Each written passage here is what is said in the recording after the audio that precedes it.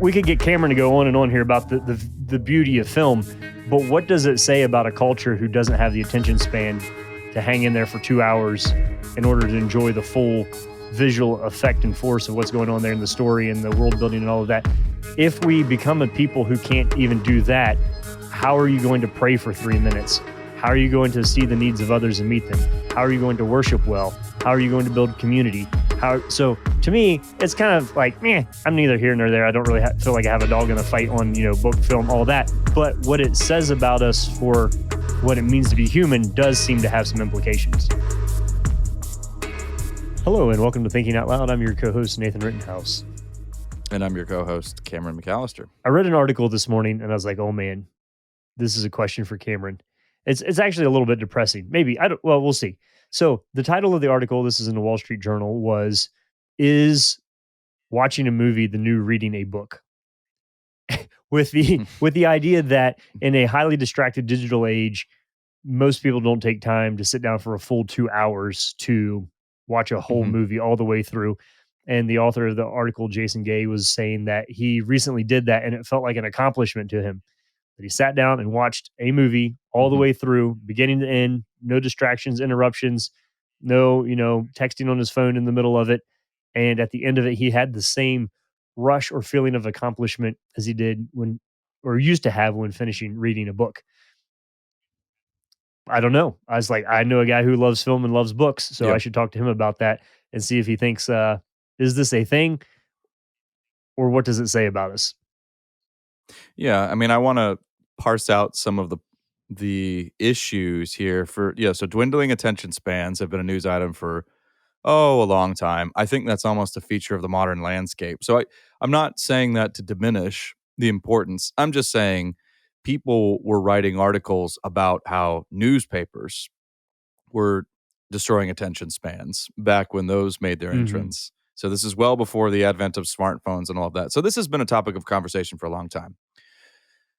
Also, implicit in this setup, not necessarily, I'm not sure whether this journalist is saying this or not, is the assumption that reading a book is superior to watching a movie, or that books are a superior form of recreation or a superior form of art, if we're talking about novels, to cinema. Now, I'm just going to set that aside for right now. I'm not sure that's necessarily We'll have true. to come back to this. We can come back to that because I have a feeling you may have some thoughts on that, Nathan, or some feelings on that. But I just want to point out that's often an assumption that's not worked out fully. We just tend to assume, reading is better for you, and reading is good for you in the same way that, eating broccoli is good for you. You may not enjoy it, but it's very nourishing and it will really help your mind, and you ought to do it, and your teachers tell you ought to do it, and it's mind expanding and so on. So I just wanted to bring some of those issues to the forefront. Movies have changed too. I mean, there are a number of different challenges to cinema that are happening right now. And this has been in the works for a while, but people increasingly don't want to go to movie theaters. And movie theaters, of course, are fighting for their lives because the movie theater that's the quintessential cinematic experience. You walk into that darkened auditorium with the massive screen that just sort of takes over your whole field of vision. And ideally speaking, now you silence your phone, or maybe you don't even bring it in there with you. It's a kind of movie sanctuary. Yeah. But people... That smells like buttery popcorn. People are less and less inclined to do that. It smells like buttery popcorn. But people are less inclined to do that because, of course, you have available to you at your home all of these same movies. You can purchase them digitally, and you could be a purist and say, it's not the same, it's not the experience. But in America, generally speaking, convenience usually wins out over purism. So movies are being challenged from that front, but also television is increasingly cinematic. I mean, it used to be the case, Nathan, that television, at least in its cinematography and elements like that, there was a pronounced difference. It was inferior. It didn't look as beautiful. That's not the case anymore now. You have plenty of television shows that really can go toe-to-toe with movies, but not only that, they have an advantage. So not only do you not have to make the inconvenient trip to a movie theater, they have an extended timeline. you have episodes. You can develop your story and you can enrich your characters, and you can go to a depth that movies Mhm. really can't. Not unless they swell into epic length, and then they're already running into some problems. And W interestingly enough, one of the bigger there were two great movies this year, and one of them was really long. Well, so the other thing though is we're using let's not get confused when we use the word TV, because I would say the amount of quote television that's being watched is plummeting at as fast of a rate as actual full length films, now that you have so many streaming services available to you, and the streaming service doesn't have to abide by the same time constraints for commercial breaks like a old classical television show would have needed to do. So now if you're streaming something on Netflix or whatever, it can be as long as they want it to be, and it doesn't have that same external time boundary on it. So even there's a lot is changing just as the Yes. technological ability to develop in really high quality visual and audio resources. You no longer have to be in. It's not like there's one studio in the world now that can produce this. This is, you know, available to the masses.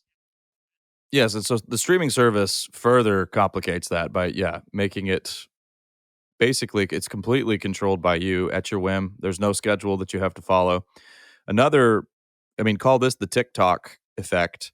Now you have increasingly, you've got younger generations who won't even watch a television show. They'll watch shorts, little skits, often put together by people who are not professional actors or anything like that. We've talked before about some of these TikTok comedians and people in the online space. This stuff makes its way over into Instagram as well. But the point here that I'm making, I don't want to sit here and sound like two old dudes name dropping all of the, the current social media to prove our bona fides or anything like that. My point is it's shrinking. It's getting even shorter.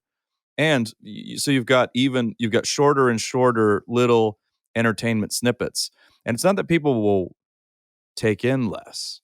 People still take in massive, massive Oh, amounts of media, yeah, wasn't it but like it's that the individual parts are less. You're going through, piece after piece after, or a little short after short after short after short, and this just sort of running, yeah, it was years ago, like cycle of when them. Facebook was a more popular platform, when somebody pointed out that people read the equivalent of the entire works of Shakespeare as far as word count goes on Facebook each year.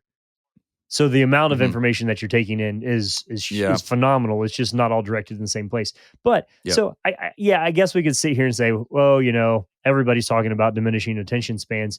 But the fact of the matter is that I'm pretty sure that even 15 years ago, Cameron, if you and I were having this conversation, we would say, okay, not everybody can sit down and read a 400-page book in a go, but everybody can watch a 2-hour movie. I mean, that is very little mental energy Hmm. that goes into, Right. you're passively consuming oftentimes. It would 15 years ago, it would have seemed ridiculous to anybody listening to this to think about it being an effort to set aside 2 hours to watch a movie. And I think that is the reality, that is Right. the jarring thing here, is not that there's a change. Sure, newspaper, telephones, the whole thing, all the way back, but it's the rate of that change of our diminishing attention spans. And then we could also even get into the idea of what does that mean for the way in which we live our lives if we aren't able to focus on something for 2 hours. Um, so I think it's the rate of change there is the thing is surprising even the people who find themselves in the midst of it. Yeah. And there's also the fact that we increasingly want to have a hand in shaping our entertainment. And so this is something that that Tara Isabella Burton in her book Strange Rights, Rites, draws a lot of attention to when she talks about the whole fan fiction phenomenon. So it's easy one of the easiest places to point here, Nathan, is the Harry Potter franchise. So you have fan sites that sprang up around Harry Potter that were immensely popular. And you had people who were writing who were writing fan fiction becoming best sellers. Now that in and of itself is interesting, but it's not that big a deal. But what's happened though is it's led to a mindset. And you can see this with a lot of the superhero franchises as well. But the mindset is that we the fans we should have a hand in how this story plays Mhm. out.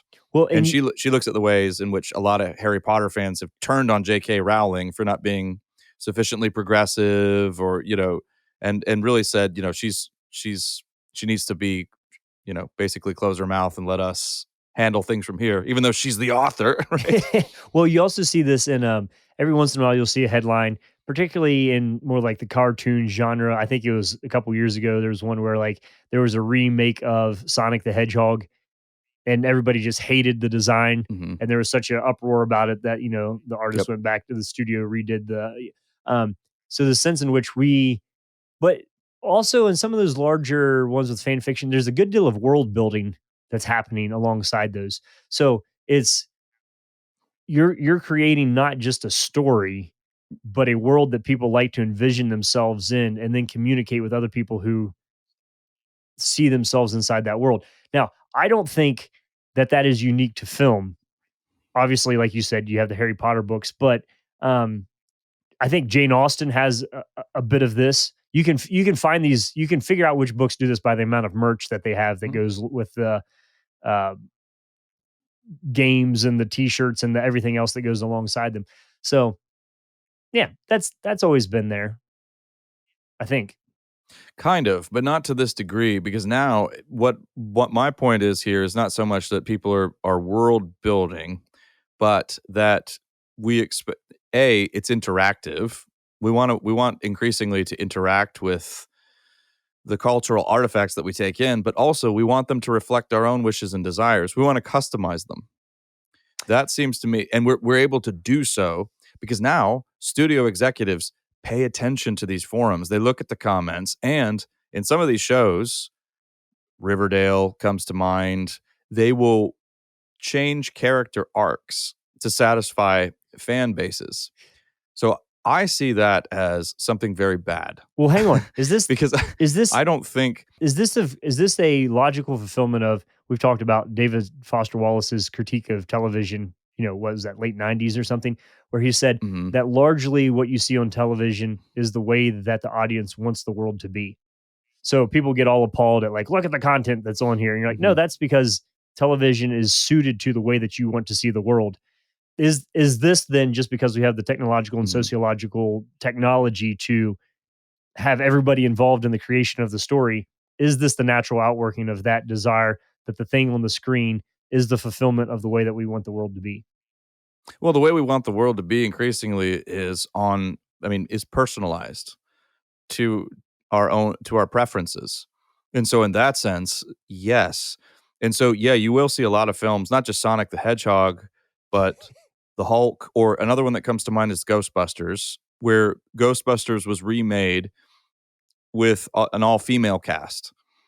And then that it got trolled by a massive counter reaction who rejected the sort of ostensible feminist message of this. And I think another remake might be on the way.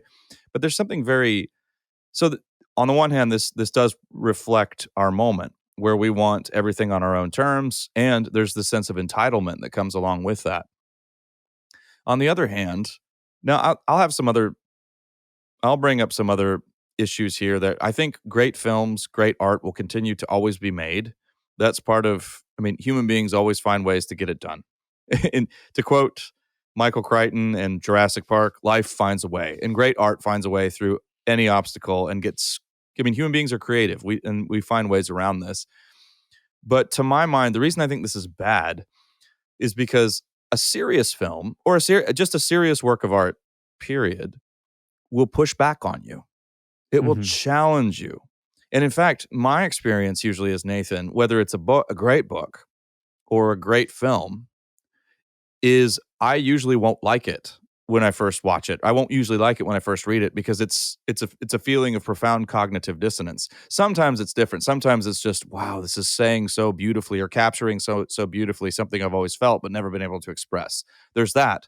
But then there's also the feeling of being profoundly pushed, being profoundly challenged. You have a confrontational piece of art, and that doesn't mean it's necessarily really dark. That just means it's just in causing intense thought for you. That's a really special and very instructive and nourishing feeling. It's much harder to do that when you have an audience who only want you to give them something in their own image. Mhm. Yeah, whose story is it is the question.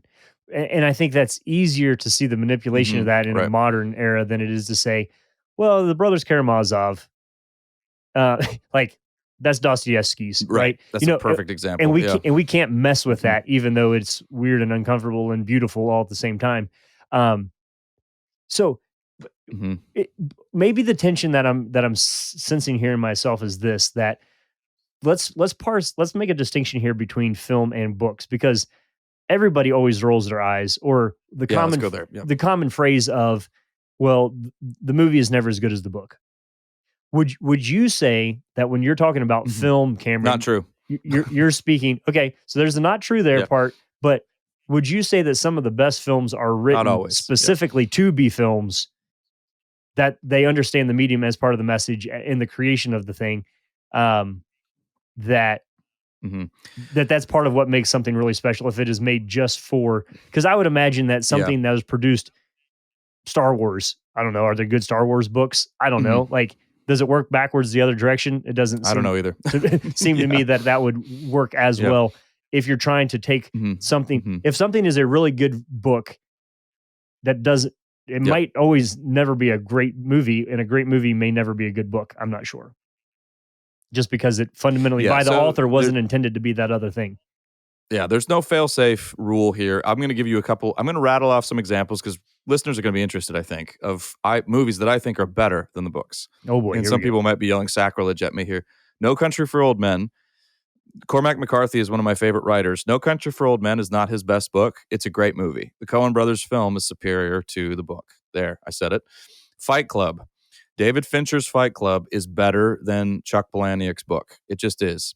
And I'm not necessarily recommend all of the movies that I happen to be rattling off here are very strong in content. So just take, just a warning there. I'm not saying go out, watch these immediately. I always get in trouble for naming movies. Well, you said I should watch. I didn't say you should watch anything. I'm just saying these are skillfully made films. American Psycho. American Psycho, the movie, succeeds way better as a satire, as a social satire, than the book does.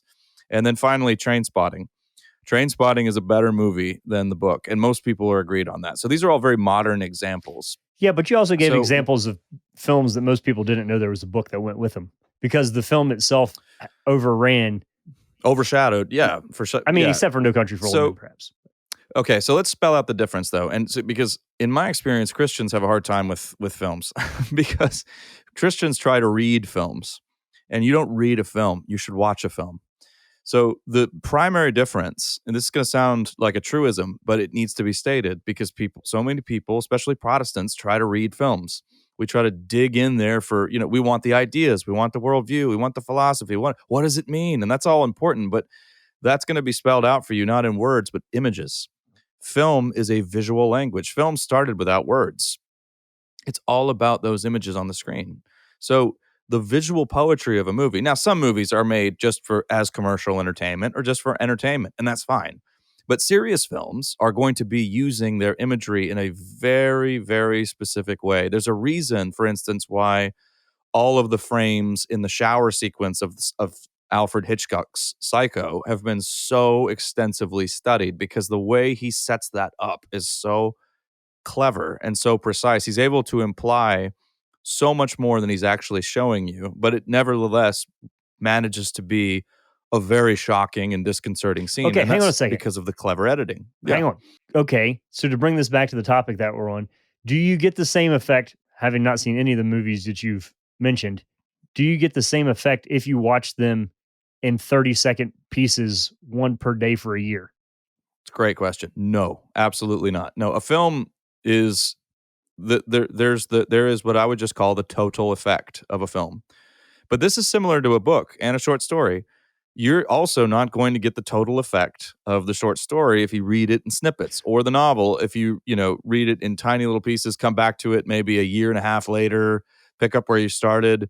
That kind of fragmentary experience is not the way it was meant to be taken in. So no, you cannot experience the film as it's meant to be seen unless you watch it all at once. Okay, well, Yes. let me do a little toe stepping here. Do you know who the worst group of people for taking a piece of writing and chopping it into little pieces to study it is?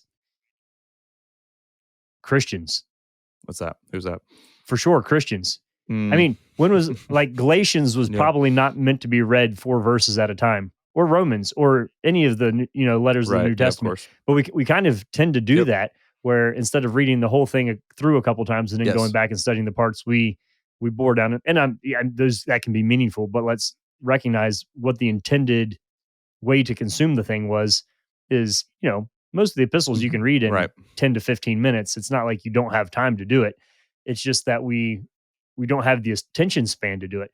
And so that's kind of where I'd be interested in going with this conversation then, is to say, okay, you know, we It's could important. we could Yeah. get Cameron to go on and on here about the beauty of film, but what does it say about a culture who doesn't have the attention span to hang in there for 2 hours in order to enjoy the full visual effect and force of what's going on there in the story and Yeah. the world building and all of that? If we become a people who can't Well, even do that, how are you going to pray for 3 minutes? How are you going to see the needs of others and meet them? How are you going to worship well? mhm, How are you going to build mhm. community? How so to me, Yes. it's kind of like, meh, I'm neither here nor there. I don't really feel like I have a dog in the fight on, book, Okay. film, all that. But what it says about us for what it Yep. means to be human does seem to have some implications. Well, okay, I'll give you a highly personal example. And Nathan, as you know, I had a bit of a medical emergency last week with my son who needed to go and have his appendix out. So this was not a planned trip to the hospital at all. So I head out there with him. We arrive at 6 o'clock, and In the morning, this whole thing, or as it does, takes a long. Yeah, yeah. Well, no, 6 o'clock at night, and oh, then we don't get any answers until 12:30 okay, in yes, the a.m. I knew you were there overnight. And then, so anyway, you're there for a lot. Yeah, you're there for. I was there for in all about 3 days. I didn't have a book with me. I didn't have anything with me. It was just me and my son, and everybody kept writing to me. Oh, you must be so tired. Oh, this must be terrible. And the word that kept coming to mind was I was given a beautiful opportunity to keep vigil. And that's the word that kept coming to mind with Dylan, to wait with him. He just talked to me the whole time, partly because he wanted comfort and consolation, but partly just because his roving, restless mind just continued to rattle on even as he was lying there. And it was I didn't have and my battery on my phone was dying, by the way, as well, and I didn't have a charger with me. So all of the distractions, the Lord had deftly eliminated any distraction I could have had with me to take my presence away or diminish my presence with my little boy. And so it was just he and I. And in a hospital, most of what you do is wait. You're always waiting for the next nurse or waiting for the doctor, and it can take age. You never know how long it's going to take in between. So just those long hours where I just had to be with him, stay awake, pay attention, listen to him, be an active presence for him. And it was richly rewarding. And it was wonderful to not have any of my preferences, there, I wasn't able to customize anything in the room. The television wasn't even working. The volume wasn't working. All of that was marvelous. And I think we just live in a time where everything revolves around your mood now. Everything is about controlling your moods and whether you feel like something or not. And again, that ties to our preferences. You even have that as a designation in your devices, your preferences. I think as a spiritual exercise, it's probably helpful for us to work to get away from our preferences a little bit every now and then, to do this probably on a daily basis. I mean, with regard to scripture, like you were saying, Dallas Willard, one spiritual exercise he recommends is read the entire New Testament several times over. He's like, and you can do it. I don't care. I mean, if you set your mind to it, it really won't take you that long. Just read the entire New Testament. He Yeah, did this. about He 40 I think he hours. once said he read it. He committed to reading it three times in a week once or something like Mhm. that. I mean, that might be a bit ambitious, but that kind of yeah, would that require some sacrifices? Yes, in the sense that it would require you to push aside those preferences, the things that you know are lined up to fit your mood. Sure. But will there be amazing rewards there? Absolutely. But I think we have to intentionally push against everything being driven by our mood, because everything around us is going to try to cater to that. And so, yeah, I think we have to be intentional about moving away from the diminishing attention span that comes with just being controlled by our mood. Because, well, reading and what you're talking about requires more participation from you, especially. So if we're talking about a novel, like let's take East of Eden, which is, I know, one of your favorites. Yeah, so you are actively part of the the dynamic process of reading the book because it's your imagination. It's being now John Steinbeck is the one who's instigating the process Mhm. and painting, giving you the vision. But you as a reader have to work with John Steinbeck or whatever author you're interacting with. This is very much a collaboration in a way. But the film, here's where a film becomes, can one of the charges against cinema, and I take this really seriously, is that, so Paul Schrader, who is a director and also a critic, says cinema is profane to its guts. It's a really good phrase. What he means by that is that cinema is inherently seductive because you don't have a choice in the images. Mhm. They're not on your own terms and they're not on your own time. Like Nathan said, they are forced on you. This is why films can be very manipulative. So a director can give you a scenario that's highly implausible. It doesn't make any sense at all. But if he communicates that, or she communicates that scenario to you in very strong visuals, you are manipulated into believing it. You're kind of, your reasoning is kind of it overrides you for a second, and in a way that a book won't do. So cinema demands a certain care because of that, because you're getting the images directly and you have no choice in the matter, and so it can assault you. That's why cinema is really powerful. Now, you don't want to hear me drone on and on about cinema, but I mean, there are films. I'll just say this: there are some films that are contemplative in their structuring and in their pace and their slowness. And this is Paul Schrader wrote about this. He calls this the transcendental style in cinema. It's as good a designation as anything. But he's talking about movies that are spiritual and that reject that seductive element by giving you a slower pace, less music, less of the manipulative tactics to force you to think and force you also to participate. So the greatest of all of these films, by the way, is not a little film at all. It's a great film. It's called Tokyo Story. Tokyo Story may be one of the greatest movies ever made. It's very slow. It's very meditative. Essentially, on the outside, it's just about an old couple, parents going to stay with their children, and the visit doesn't go very well, and they feel like they're unwanted and like they're in the way, and it's just one of the most heartbreaking and beautiful things you've ever seen, and it doesn't overact. It doesn't try to manipulate you or make any decisions for you. Now, it's the rare film that does that, by the way. Most films are way more seductive, and that's just part of the medium. But yeah, I think I just wanted to get that word So let's take that in as defense a, of some films can do it. yeah, as a segue here then to say that here's an interesting thing. So you and I have a friend who we have a friend who was talking to a friend who did some evaluation with a lady who was kind of doing like, life assessment kind of stuff. And our friend said to his friend, what was that like? And his friend said, I have never had somebody listen to me for 4 continuous hours. Just sit down and listen just to me and my story and take notes and make listening noises and write out some suggestions. And he said his first thought was, wow, you have lame friends.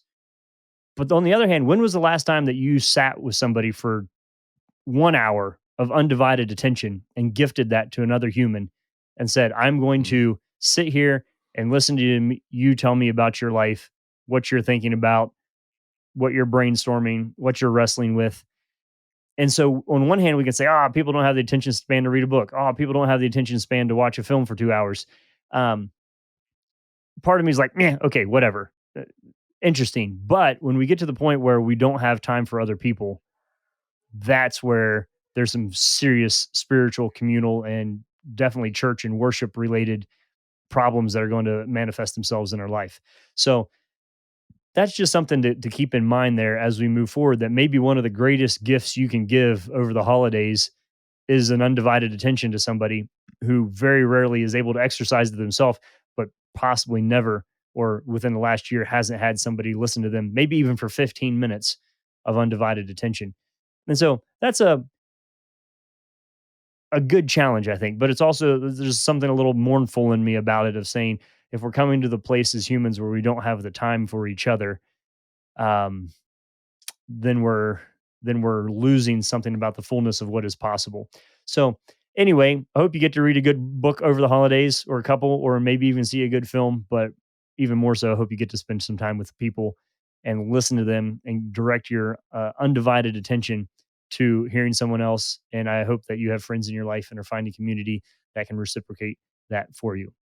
Let's be mindful of our attention. It's a big part of what it means to be a Christian. It's what Jesus calls us to. Paul reminds us to set our minds on things above. And so, where you place your attention and your ability to direct it with quality and with any duration and a good direction is one of the most wonderful things that you can work on cultivating and stewarding in your life. And so, let's be people who lean into that. You've been listening to Thinking Out Loud, a podcast where we think out loud about current events and Christian hope. Thanks for listening to Thinking Out Loud. If you'd like to learn more about what we do, book Nathan or Cameron, or if you'd like to support us financially, whether through a one-time donation or on a monthly basis, you can do so on the donate page at www.toltogether.com. That's toltogether.com. And please consider leaving us a 5-star rating and sharing this content with your friends. It really does help.